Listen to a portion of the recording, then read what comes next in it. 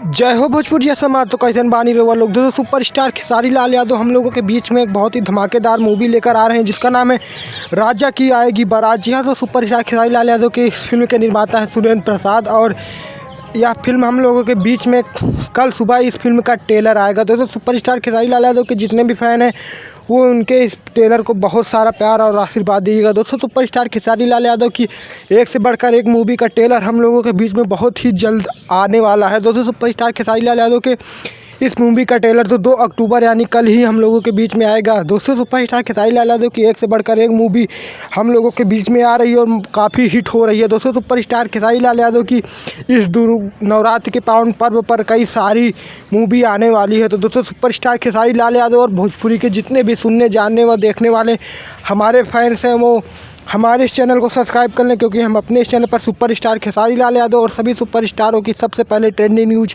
आपको देते हैं। मिलते हैं नेक्स्ट वीडियो में, तब तक के लिए जय हिंद, जय भारत, जय भोजपुरी समाज।